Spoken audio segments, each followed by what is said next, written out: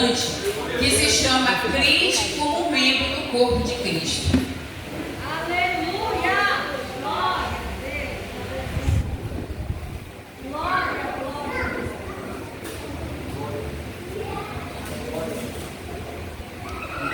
Glória, glória! A parte mais importante sou eu. Sabe por quê? Porque com o pé eu posso andar, posso correr, posso ir à igreja todos os dias. Afinal, sou eu que carrego o peso de todo o corpo. Por isso, eu sou o mais importante.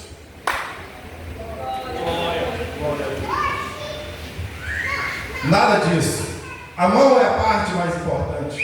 É com ela que eu abro e fecho a Bíblia. É com ela que eu pego o microfone para pregar e louvar. Não acham que eu sou o mais importante? Glória a Deus! Pare. O mais importante somos nós.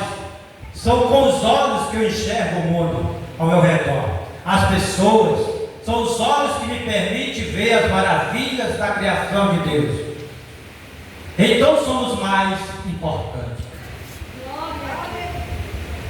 A parte mais importante sou eu. É com ele que eu cheiro as coisas e as pessoas. Ele é a principal porta de entrada para a respiração. Por isso, eu sou o mais importante. Glória a Deus!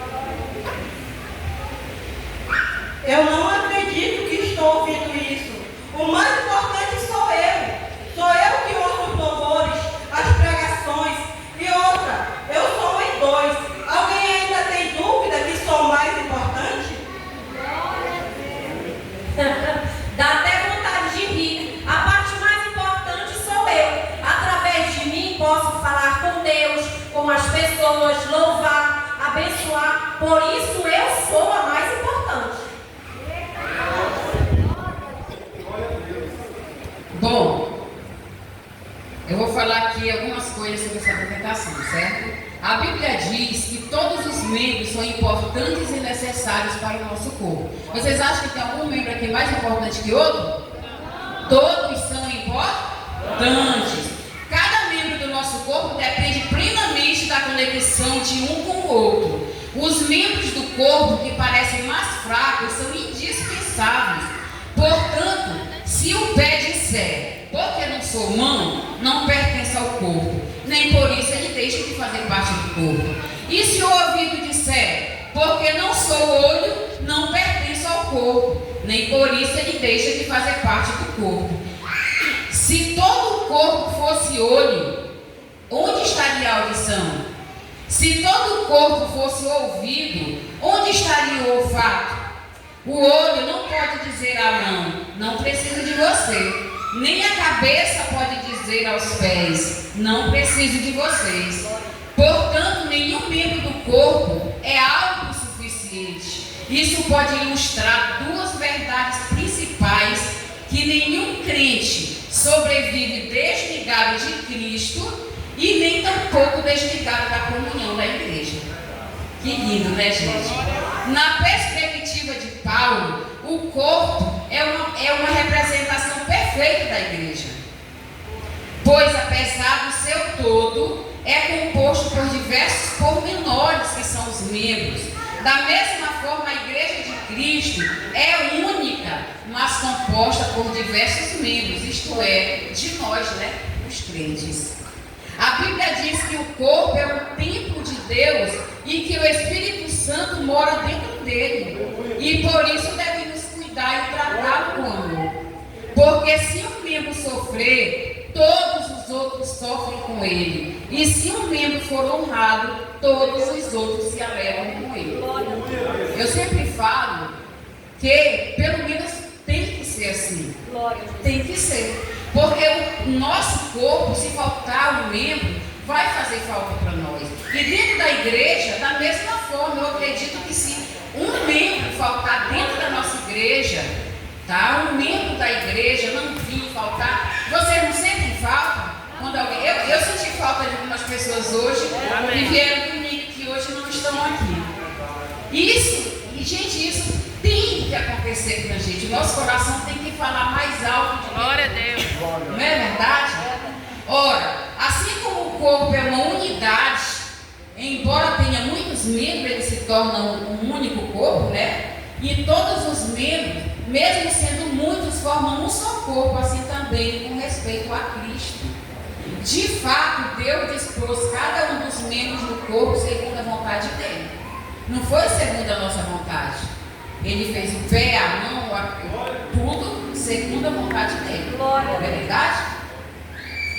Ora, a igreja é o corpo de Cristo e cada um de nós individualmente somos membros desse corpo.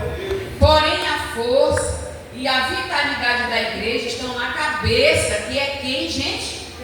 Cristo Jesus. Glória. Nós somos apenas um corpo, a cabeça é Jesus, é Deus, é Cristo, nosso Salvador, não é verdade? Porque isso seria impossível, né? Eu pulei aqui. Paulo não trata da glória da igreja divorciada da glória de Cristo. Quer dizer, quando a gente fala em divórcio, a gente fala em separação. Ele não trata da igreja separada. Nós somos um só corpo, nós temos uma cabeça na nossa cabeça, não é verdade? Sem esta compreensão, a igreja se perderá em seus descaminhos, fruto de uma compreensão errada de sua natureza e propósito. A igreja está unida a Cristo perpetuamente, pessoal. Podemos falar do corpo separado da sua cabeça? Não podemos. Fazer esta separação significa dilacerar. Olha essas palavras que são pesadas.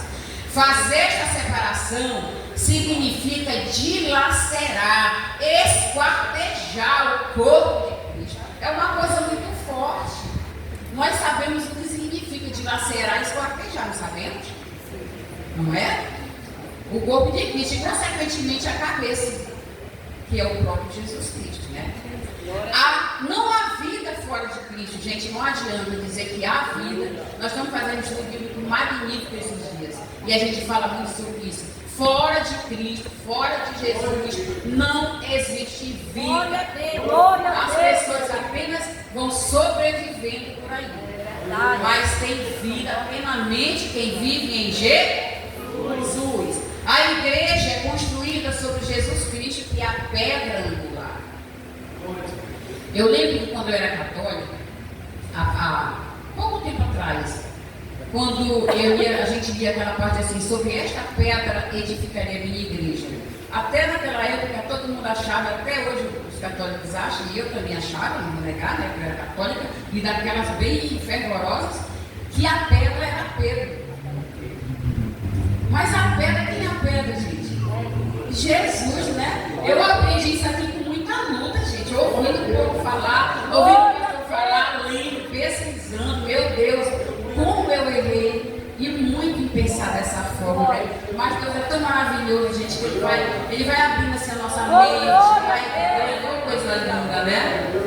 A igreja é construída sobre Jesus Cristo, que é a pedra angular. Isso significa que Jesus é o fundamento sobre a qual a igreja é construída e que a igreja depende dele para a sua existência e crescimento. Não adianta que nós não vamos crescer sem Jesus.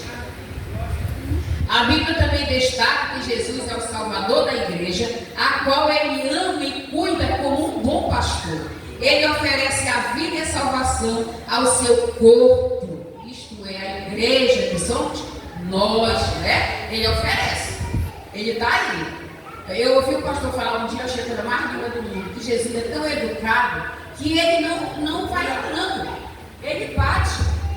Eis que estou à porta e bato, esperando a gente abrir. Se alguém abrir, entrarei, serei com ele e ele comigo. Jesus é educadíssimo, ele não vai entrando de qualquer jeito. Não é verdade? Somos realmente o corpo de Cristo e ele é a nossa cabeça, que nos ensina a andar pelos caminhos eternos. Não nos pertencemos mais, nós não pertencemos mais nós a nós mesmos, né? Somos raça eleita, separada, servos de um Deus que é soberano, e a Ele devemos toda a honra e obediência. É urgente o resgate da visão triuna da igreja. Glória a Deus.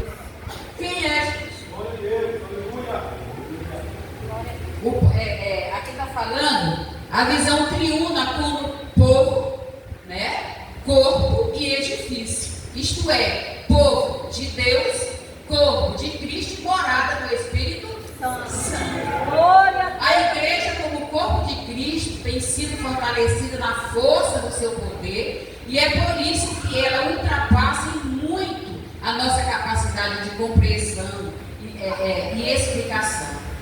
Ela é o povo de Deus, os ramos da videira, o edifício fundamentado em Cristo, as ovelhas, sob a direção e cuidado do sumo pastor. O Senhor reina sobre todas as coisas, e a igreja é o seu corpo presente na história, que está sendo formado e aperfeiçoado até a consumação vitoriosa da sua obra. Glória a Deus. Da mesma forma que o nosso corpo tem vários membros e cada membro uma função específica, assim é também com o corpo de Cristo. Somos membros diferentes do mesmo corpo. Deus, em sua graça, nos concedeu diferentes dons. Portanto, se você tiver a capacidade de profetizar, faça-o de acordo com a proporção da fé que você recebeu. Se tiver o dom de servir, sirva com dedicação. Se for mestre, ensine bem. Se seu dom consistir em encorajar pessoas, encoraje-as. Se for o dom de contribuir, dê com generosidade. Se for o de exercer liderança, lidere de forma responsável. E se for de demonstrar misericórdia, pratique com alegria. Porque se um membro for honrado, como já foi falado, todos os outros devem se alegrar. Nós devemos nos alegrar com o nosso irmão. Nós devemos, a Bíblia fala que nós temos que chorar com os que choram e nos alegrar com os que se alegram. Mas muitas vezes a gente não vê isso. A gente não vê o irmão se alegrar porque o irmão conseguiu algo maravilhoso, porque o irmão saiu lá do mundo e está dentro da igreja, porque o irmão conseguiu comprar um carro, graças a Deus, em nome de Jesus. Às vezes as pessoas não se alegram, gente. A gente tem que ficar feliz com essas coisas. Todo crente verdadeiramente convertido torna-se um membro do corpo de Cristo e imediatamente recebe de Cristo seu lugar no corpo. Ele tem um lugar. Nosso lugar do corpo definirá qual será a nossa função. Isto é, quais dons ou ministérios exercemos na igreja. O objetivo principal dessa mensagem, pessoal, é nos levar a refletir que há um lugar na igreja para todos, onde cada um tem sua função a desempenhar e motivar todos a estarem bem integrados, ajustados, interagidos, participando ativamente do crescimento do corpo que é a igreja e no exercício do amor. Seria ótimo todos saberem qual o seu lugar no corpo, o que a participação ativa de cada um fará toda a diferença para que os propósitos estabelecidos para a igreja do Senhor Jesus sejam alcançados. Qual é o seu lugar no corpo de Cristo? Qual é a sua função na igreja do Senhor? Glória a Deus.